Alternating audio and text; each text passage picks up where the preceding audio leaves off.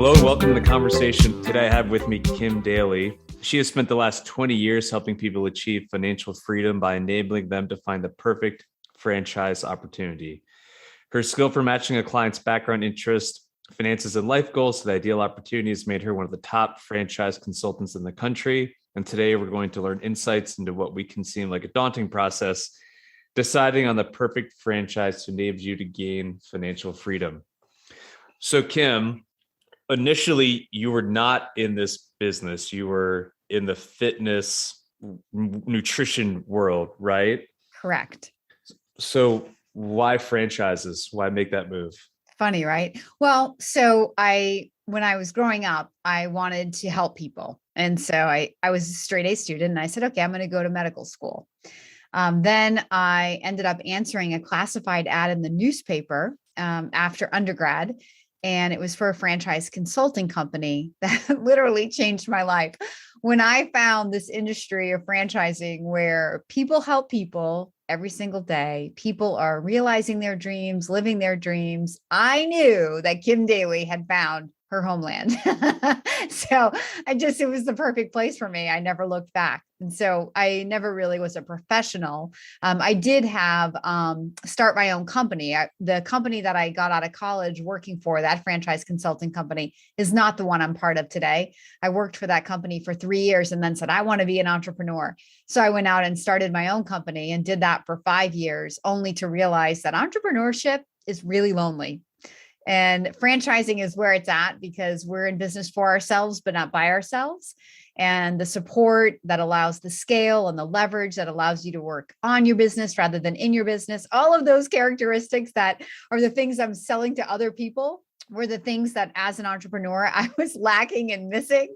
So when I was 29 years old, I turned to the business I'm in now, and it's been the most amazing 20 years ever. So a lot of similarities between the real estate space and franchise space. Yes. A lot of real estate entrepreneurs and investors go into franchising and vice versa. A lot of franchisees get into the real estate business.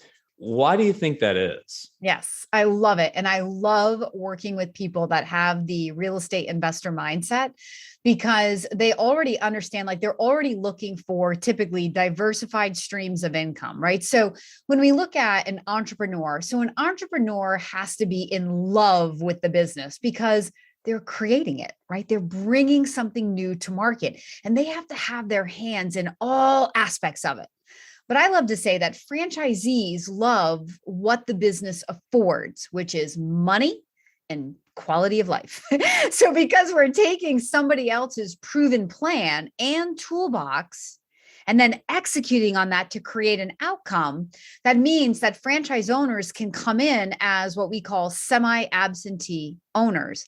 And in a very rare few franchises, I would even say more absentee, like the extreme trade-off of money for time, say, for example, like a laundromat, right? Big capital investment, but a very low time commitment by the owner. So the mindset of a real estate investor who, again, is looking for diversified streams of income, who doesn't have full-time effort to put into the startup of a business, but has some time commitment, who understand the tax advantages from real estate investing that also a business investment can produce, who's looking for additional cash flow. And that's what I've got going on over here in franchising all day long. So it really is the same person for both a real estate investment and a franchise investment in many cases. So, if you're listening to this conversation and you're thinking about getting to the business, what are the top 3, 4 or 5 things that you need to consider before jumping in if you don't have any background in this world? Okay. So, and Brian, really, this is why I have a business. I say when people are like, hey, I'm curious about like what's out there, what would I be good at? What can I afford? That's why Kim Daly has a business. So I offer a free service that coaches people. Like I gather all that data, and then I have 20 years of knowledge about who's who in franchising and what's what and what are the next up and coming brands. And for those kind of more pioneering candidates versus the more proven stable brands for those people that are a little conservative or a little risk averse. So you don't have to know what is the right business for you. You come to someone like me and I will bring the ideas to you, and we'll do the territory check as well to make sure that where you want the business to operate is viable for that specific business and open, that they haven't already sold it to somebody else. So that's why I have a business. So to answer your question, I think the things that we're looking at first and foremost is like, I want to know, the first thing I'm going to ask from everybody I work with is, what are your goals? Like, why do you think you want to franchise? So I'm infinitely more interested in what you want to achieve through the business than I am interested in like your hobby. I don't want to you're not buying a hobby, right? You're buying an investment vehicle. So by understanding where you're trying to end up and in what time frame, I can better assess, is it a slow and steady ride, or are we looking for a rocket ship? Are you looking to build something and exit in 5 to 7 years, or build it and maybe leave it as a legacy for your kids? Because those are potentially different industries and different brands, right? So I break the conversation down like that, Brian. Vision, financial capability. Look, money creates options, right? The more money you have in anything in life, the more options you have. But there are investments that are $30, $40, $50,000 in franchising. There are investments that are $3, $4, $5 million. So that's where our conversation would begin. And in terms of how things have changed with COVID, on the franchise level, I think we're familiar. Many of us think of the franchise model, and we think fast casual food, but there's a whole nother universe out there of viable franchise investments. Where are you seeing trends right now in a positive direction? And where are some franchise industries or businesses that you are consulting people to stay away from right now? Such a great question. So let's back up a little bit and let me say this, that in good times and bad, the franchise industry grows. People always want opportunity. Their motivations for investing in a franchise may change, right? If there's a recession and someone loses their job, then they've got to create stability for their future. So they look to, I'm going to do it. I'm going to become a franchise owner. In a booming, market, Americans want more of the American dream. And so they're looking to grow their net worth. So in good and bad, people are looking at franchising. So that's the good news for my business, right? I would say right now, I've been doing this for 20 years. My pipeline has never been so big. I have never had so many people to help, and literally just in some cases, not enough hours in a day to help them all. So franchising is on fire. But you're right. There are some industries that are better than others. So my philosophy for 20 years has always been to help lead people to businesses with low fixed costs. Businesses that are often wrapped in a membership or wrapped in reoccurring revenue, where you have predictable, scalable revenue, and you can control your fixed costs. So as one of America's top franchise consultants, I love to say that, I'm very proud to say, I've helped probably less than a dozen people get into food in 20 years. I don't show it. People have to beg me for food. Really? Yeah. Because there's no money in it compared to other things. Okay. So to answer your question, what are some of the industries during that are kind of if we are post-COVID in 2022, home services, huge growth, right? Because we're all home in 2020, 2021 even, right? We had to create space for offices and school. We started opening the closet door that we were avoiding forever because we had nothing better to do. Now that's when you have nothing good going on, right? When you start cleaning out the garage or cleaning out the closet. Junk removal companies through the roof, closet organizing companies through the roof, right? How many new pools were built in 2020 and 2021, right? I have a friend, he owns a pool company. He can't keep up with the growth, right? And then think about all of the ancillary services, pool cleaning franchises, outdoor lighting franchises, patio building, concrete stamping. those are all franchise businesses that you or I, as consumers, may not even know that these businesses we're interacting with are franchises. But that's where the Daly Coach comes in. Those are really like the sweet spot of where I like to lead people. And one thing you said is you said something about experience. And in any franchise business, you as the owner do not need to come with prior industry experience in order to be successful. If you need prior industry experience, the franchisor will say that.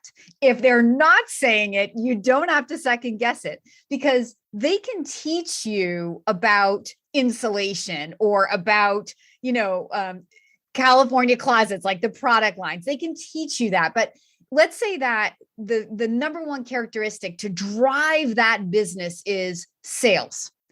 They can't necessarily teach you to be like the person. They can teach you sales, but they can't teach you to enjoy other people, right? They can't teach you how to be that leader that can, attract a team of salespeople around you that are going to go out every day and build your brand for you in your community. So you, as the owner of the business, are bringing sort of the key skill set that drives that particular type of business. But then the franchisor can train you on the industry specific knowledge. And in many cases, Brian, the franchisor is hiring maybe tradespeople, whether they're contracting the work out or they're hiring people as employees, but you can hire to the experience of the business if you need it. But again, the franchisor will tell you that's how we do it. You don't have to make it up or even, like I said, come with the skill.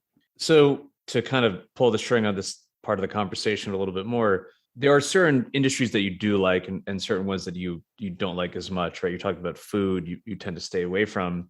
You've been doing this for 20 years, are there consistent characteristics within the client side that you see as red flags, that these type of personalities or these type of backgrounds, or to your point, what you're hoping to solve for, aren't a good fit for the franchise business? And obviously the flip side conversation, are there certain fact patterns that you see that lead to people have outside success within this world? Such a great question. Okay. So anybody listening to this, though, don't take this as like, there's no like Bible truth. So one thing I did learn, I've learned many, many years ago, Brian, was that it's not my job to play God with anybody's life. And I can never predict who's going to go on and become successful and who's not. Like, I've worked with people that I thought, oh, dear Lord, please do not say yes to this business, right? Just a sense of their, whether it just be maybe more introverted personality or I don't know, just a feeling. And literally some of those people have gone on to become multi-millionaires through their franchise. Then I work with people that I'm like, oh, this person is like a slam dunk. And then, 6 months, 18 months later, the franchisor says, oh, Mike closed his doors. Do you want to help us resell his business? And I'm like, what? And I'm so beside myself. So first of all, anybody listening, don't take what I'm about to say as like any kind of Bible truth, because what ultimately the factor that leads to your success, I think if I had to sum it up, probably to spin it positively, Brian, the number one characteristic that you need to have to be a successful business owner, you need to be competitive. You need to have that inner drive, right? That self-motivation that gets you out of bed, not because anybody's like driving you to produce a result, but because it's inside you, right? It's like a love of personal development or personal growth. Just you wake up every day to be better than you were the day before. And you can attract employees and you can bring that out of those employees if you want leverage of a team. So I think that competitive drive is probably at the top. So a lack of competitive drive, people that are looking for somebody else, like, well, what is the franchisor going to do for me? Or, well, my community has a lot of competition, so this isn't going to work. Or, this is a highly saturated market. Why do they want to sell another franchise? Those are all perfectly good thoughts and questions. But you have to be willing to hear the answer from the franchisor and then look inside yourself, because ultimately, as the owner of the business, the success of that business is in your hands. So what you believe to be true is ultimately what you will make true. So we have to be careful what we believe. And so another thing that I would say for a person that may not be a good candidate for franchising, sometimes entrepreneurs are not good franchise owners, because if you've been out there successful on your own, inventing, creating, driving business, scaling business, like the first thing I would say to that person is, so why are we looking at a franchise now? Right. Sometimes entrepreneurs are the easiest people to kind of sell on the value proposition of a franchise, like myself, because they know how hard it is to do it on their own. But sometimes that entrepreneur can't doesn't want to be coached, doesn't want to be told how to do something, doesn't want to follow somebody else's way. And there's nothing wrong with that, but that is a struggle in a franchise. The number one factor to your success in a franchise is following their lead, is doing it their way, right? Because it, like, if you in a franchise, like if you look at, like, just pick fast food, like the consistency of how you make a sandwich is what makes the brand. So you got to do it their way. But like extrapolate that to any other business, right? If the way you walk on a lawn to optimize speed for spraying for mosquitoes is a certain way, like you got to do it their way, right? So following somebody else's lead, being able to follow the plan and being coachable, that's probably equally as important to being competitive for success in a franchise business. So I agree with you. I think in my experience, the franchisor is really critical in this evaluation. Do you provide consulting practices around the franchisor side in terms of, there are groups that are really good at this, right? They understand how to run a franchise business, how to be a really good franchisor. Even if you are the greatest franchisee in the world, if the franchisor and you have a bad relationship, it's not going to be successful for either of you. So how do you help people navigate it, especially if it's a new concept that's being rolled out? Yeah, it's a very, very good question. And what I would say first and foremost is, when you say yes to a franchise, you are not buying a widget, you are buying people. It's all about leadership, right? Widgets have to change sometimes over time, right? Or the business becomes obsolete. So you're not buying the business for where it is today. You're buying it for where it's going. So it's got to be backed by people that have a vision, that have money, resources, right? That have the wherewithal to be able to inspire you and all the other franchise owners to come together and to bring this brand, to carry the brand forward. So my entire focus on due diligence is on people, not widgets. Right? It's on people, not brands, not widgets. So that is ultimately the value that I bring to my candidates. I look at that as why I have a business, to save candidates from investing in their hobby, because that hobby, if it's backed by a really strong franchisor with a really strong track record, that could be an amazing business for you. But I don't want you to bypass the leadership and their track record and understanding, as you so perfectly said it, like how to adequately support and build a franchise organization, because you love the widget. Because the widget isn't what's going to make you money long term, right? It's the people, the leadership on how to bring that widget to market. So it's always about the people. And that's where I come in. Not all franchisors are created equal. I've been doing this for 20 years. These franchisors I work with, they're like my college friends. We've been together for 20 years and we get together twice a year, face to face. We are lucky enough I'm part of a franchise that helps me, in my business. And what they do for me is they bring us together twice a year, our top 100 franchisors that we're helping to grow. And we share best practices and we celebrate success, and we get to hear like what's new and late and great in their business, or what's changed in the last 6 months, so that I'm always sort of up on at least those, top 100, the moving and shaking franchises. But there are thousands of franchises out there. It's just, they're not thousands out there that are necessarily worth your or anybody else's time. I don't want you to be the guinea pig in a franchise. If we look at like that, the fact that 90% of businesses fail before their 5th anniversary, right? Like that's a widely known statistic. Well, a franchise business that's backed by people that have never built a franchise organization before is nothing more than a startup business. The stabilizing point of a franchise is about 100 units. So, what I would say is if you're looking at a franchise that is not backed by people that have a demonstrated track record of understanding how to support franchise owners and build the infrastructure as they're selling franchises to support that growth and have the financial resources to support all of that, because it isn't cheap to build a franchise, right? Then the business that you are looking at is nothing more than one of those statistics where 90% of the time that business will be just that, a statistic, not a successful brand. Want to learn more about investing in alternatives? Get started by joining the Capital Club, where you'll get exclusive access to alternative investment opportunities, premium content and education, and an affinity peer-to-peer network of industry professionals. You can sign up by going to our website at www.excelsiorgp.com.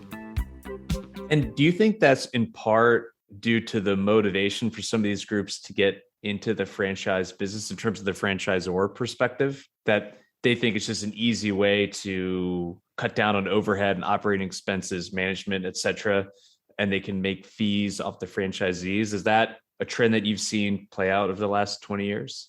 I'm smiling if people are watching the video on this. Yeah, I do think that the motivation for many people to turn their business into a franchise is they see the dollar signs of that royalty stream. But joke's on them, because if you don't actually care about the success of the people that you are placing into your franchise, there's not going to be a royalty stream. They make money and then you make money, right? It cannot be the other way around. And it can come through so loud and clear, like so quickly. And when people come to me, like this morning, I was working with a gentleman who is fairly down the path with some franchise I had never heard of. And I'm like, great, I don't know anything about that franchise, but let's do this. Let's build the model and let me bring an idea or two to you backed by franchisors that I know are A+ players. And what I want you to do is I want you to kind of judge that franchisor off of these that I know are A+. And if that one ends up being A+, awesome, good for you, right? It doesn't have to be Kim's way. I'm not here to tell you what's good for your life. I love what I do because I get to help people make good, strong, solid investment decisions. I help them be competent in their due diligence because they can understand what is it I'm looking for and what are the questions I should be asking and who should I be talking to and what does this process of investing in a franchise include? Because there are some franchisors out there that say to candidates, no, you don't have access to talk to our franchisees before you give us money. Well, that's not the way that it really is.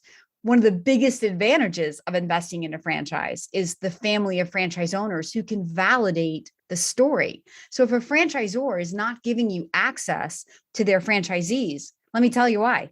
It's because they're probably not going to say good things. And that franchisor doesn't want you to hear what they're going to say. So by law, according to the Federal Trade Commission rule, which regulates franchising, you are entitled to talk to anybody who signed a franchise agreement before you give the franchisor any money.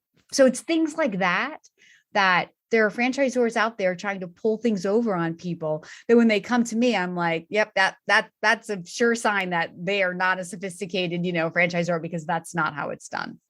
I know that this business goes through cycles often of Wall Street or private equity wanting corporates to take back franchises from franchisees and to consolidate them, or to prefer to have a smaller number of franchisees owning more locations.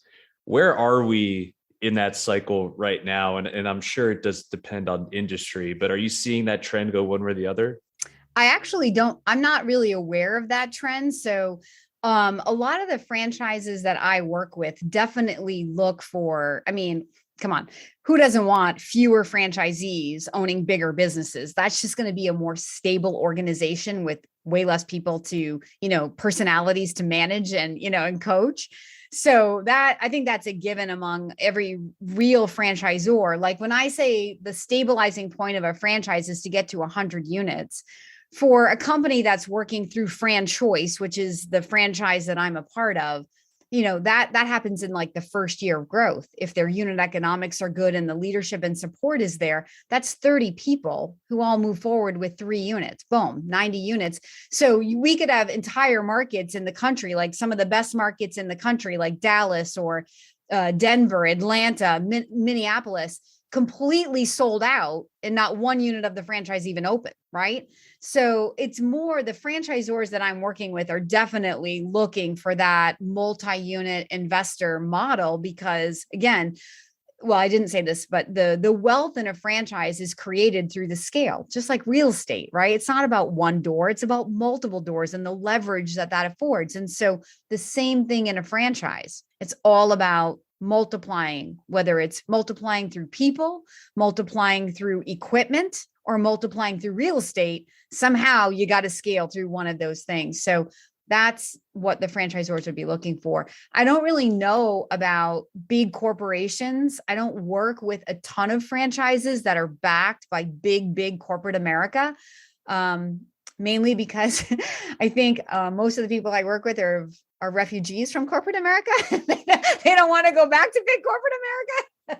So they're looking for that, but that doesn't mean that I don't work with publicly traded franchises, right? I work with Exponential Fitness, which is the largest fitness franchisor in the world. And they became a publicly traded company in July of 2021. So I do work with some very large franchisors, but in a franchise, private equity backed or doing an IPO, what that means to franchise owners is just more financial resources, more stability and ability for the franchise to grow. So my business partner is Indian, and within the Indian diaspora, there's a huge amount of franchisees, and it seems to be a recurring story of folks immigrating to America, getting into the franchise business.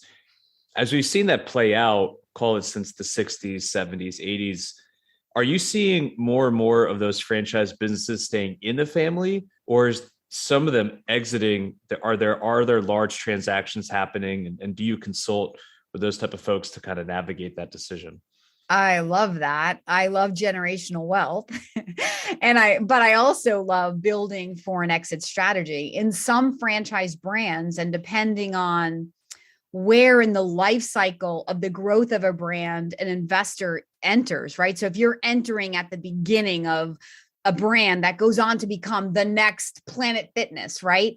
And as Planet Fitness grew up and did its IPO, there was like kind of the original wave of owners who then saw, things, the whole industry and stuff changing as the competition was waking up and the world was changing about $10 a month fitness. And they saw their greatest exit strategy moment. Some of my friends in Planet were offered 8 multiples. Like, they're not hanging on to 8 multiples, but there was a moment in time, and the Massage Envy went through the same thing, right? Massage Envy doesn't hold on to big 6, 7, 8 multiples upon exit, but there was a moment. So if you get in as a pioneer and you ride that wave up, you can consider that exit strategy moment. And that's where I really coach a lot of my candidates too, to build and sell, because, people get in and they start, oh, well, what happens in, 15 years if nobody wants this? I'm like, 15 years, like, get in, build it in 7 or 8 years, put a for sale sign on it and exit, and let it be somebody else's worry. Like, shorter thinking enables this conversation to be a little lighter. Like, people's thinking is a little more nimble when they're like, all right, 15 years is a really long time. But on the flip side of that, for these families that are looking to build generational wealth, and they're getting into things like hotels or automotive businesses, or businesses that can be passed on, there certainly is an opportunity for that. And oftentimes those bigger franchise brands are very attractive to small private equity groups still, though. When you're looking to exit your entire family to exit, I mean, if somebody would pay you millions to exit, why wouldn't you exit, right? So it's kind of like positioning yourself from the beginning for that moment. If it doesn't happen and you love your business, it doesn't happen. But what if it does happen? How many of your clients own multiple franchise names or Yep. franchise. I'm not sure what the term would be, but Yep. So Brian, I've been doing this for a long time, as I said. So a lot of my candidates come back and are ready for their next investment, The beautiful thing that I'm seeing in franchising is there are a lot of these like parent franchise umbrella companies coming. It's like, let's go back to home services, right? So you form a parent organization and you have a power washing company, you have a house painting company, you have a mosquito spraying company, right? So then that enables is the franchisee to enter in one vertical, scale to 2 or 3 locations. So you get that economy of scale. Once you get up the learning curve, the second location or the second territory goes faster and easier, right? You can shift employees around. You can, share some of your advertising dollars. So there's big economies of scale and first getting into one vertical and then growing to multiples. But now you don't have to go shop a new franchisor, learn a whole new system, right? You can like slide over horizontally to the next home service company that they're bringing in that, the franchisor uses the same CRM system, the same SEO system, the same. So, and that you're already fully bought into the culture and the leadership of this franchisor. And so it enables for scale in diversification that much easier and that much faster. And think about that franchisor to the question you were asking earlier. Now they can have fewer franchisees building much, much bigger businesses and never worry about running out of territory, right? And then the franchise owner can leverage, even in some cases, the exact same customer, right? Oh, we already clean your pool. Now we're adding on a power washing. So now we can power wash your deck in the spring. So while you're here to clean my pool, you can power wash my deck. Okay, sign me up. It's a no brainer. So franchising through the 20 years that I've been a part of it has really become a much more sophisticated industry, much more attractive to private equity. Which again, in a franchise, I know W-2 employees hear that and, but franchisees hear it and clap, right? Because that just means more money, more access to ability to grow faster and to build bigger, stronger brands. So yeah, does that make sense? yeah, absolutely. And you mentioned home services a number of times. I don't want to date this conversation, but it is March of 2022. Is that your best idea right now? Is that what you're leading with that you think offers one of the most attractive risk reward profiles today? I do love home services, but not because it's home services. I love it because they're fairly low investments and they offer attractive scale, usually through equipment and people versus real estate, which is cheaper, right? Because they have low fixed costs, which means that my business owners sleep peacefully at night because they're not worried, how are they going to cover $25,000 a month in overhead, right? When no one's coming in. For all those reasons, home services usually have all of those characteristics, but there are other businesses like I love to shock people. Like part of the fun of my business is like, okay, your dream business is, like today on Kim Daly TV, I put out a new interview with the CEO of an insulation company. And that's how I sort of introduced it. I'm like, yeah, everybody, I'm going to tell you today, your new dream business is koala insulation, like said nobody ever, right? But so when an investor starts to think about, wow, well, everybody has a house and most people that own a home, it has to be insulated, right? When we were all home in the pandemic, we were heating and cooling different than when we were going to work in an office. We became more aware of our heating and cooling bills. And this particular company can show immediate savings on somebody's energy bills. Like, so if you're like, why, the first thing you do is you call your HVAC guy and be like, why does this air conditioner keep kicking on? Like, what is the deal? He does what he can do. And he says, look, this thing looks like it's working fine to me. I don't really know why your energy bill is so high. So the next thing you're going to do is look to an insulation company. And this particular company has high technology. They can come in and they can measure the R factor in your house. And they can literally, they can guarantee you savings on your heat, on your cooling bill. So that's real money in a homeowner's pocket. Who doesn't want to have a customer where you can be like, I can save you money, right? So Brian, it's more those characteristics. I equally love like B2B services.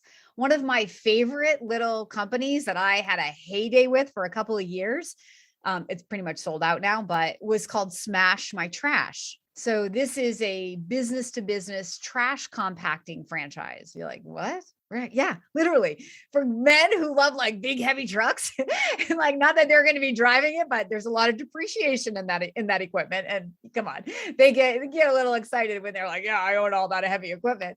But you literally sign up a business that has a commercial dumpster. So look at all the businesses out there that have dumpsters outside of their property, and you reduce their haul away volume. So it's a green company and you're saving the business money. You're coming in, you put this huge smashing arm right down into the dumpster and roll that thing flat. That smashing arm is so strong, it can take a steel drum and smash it like a Coke can, like if I stepped on a Coke can. So that was like I had a heyday with that thing for a couple of years. It's business to business, Monday through Friday, no nights, no weekends, no holidays for you or your employees. It's reoccurring revenue, right? The thing's going to get full again. We got to come back and smash it, right? It requires one inside salesperson and one commercial driver's license. And off you go. Like, what's not to like about this business, right? And it's trash. It's not like it's ever going away.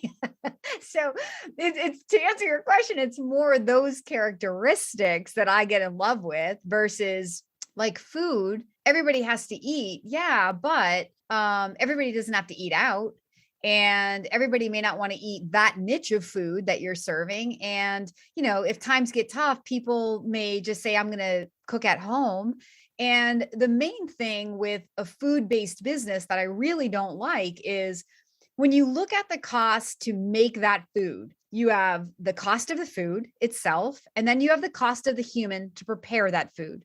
So you can drive more revenue through your Jimmy John's or your Jersey Mike's or whatever it is, but you can never escape your expenses. So you can do $1 million in chicken wings, right? Nights and weekends on a college campus. Your busiest day of the year is Super Bowl Sunday. Are you sold yet, Brian? You're like, no, I want to be home enjoying Super Bowl Sunday. Thank you very much, right? But these are the characteristics of a wing stop, right? But so when you look at the net margin, if you're an efficient operator, I don't want to make any earnings claims, but let's just, for this conversation, let's say that like the guy can barely clear 100,000, right? Because he has all the labor and all the food costs and everything. So let's compare that to a simple little 1,500 square foot yoga studio. So the yoga studio has controllable fixed costs, right? It's a simple build out, doesn't cost you a lot to get it open. A small team of passionate employees, right? Excited to teach yoga. But the main characteristic is it's membership based. So you're like, okay, my fixed expenses are, let's say, $15,000 a month. And that equates to 200 members. So when I get to 200 members, I'm sleeping peacefully at night. But what happens when you get to 300, 400, 800 members in your yoga studio? What happens is your bottom line grows exponentially. So if you do $1 million in top line revenue, this is where you see owners clearing 200, 300, 400,000. Like, why would anybody ever pick food? They pick it because they don't know what I'm sharing with you right now, right? This is why I have a business. So in addition to the franchise work, you also do motivational consulting, I guess would be the way to put it, just general business consulting. I can, for people who aren't watching, like you could feel the energy coming off the screen. It's pretty wild. So I can imagine you just crush it when you go to a sales meeting or you come on site and do that type of work. My question is, what motivates you? Like, you're so passionate about this business. Do you have your own motivational person that comes to get you hyped up for coming on this show and crushing it for 41 minutes? I mean, how does that work for you personally?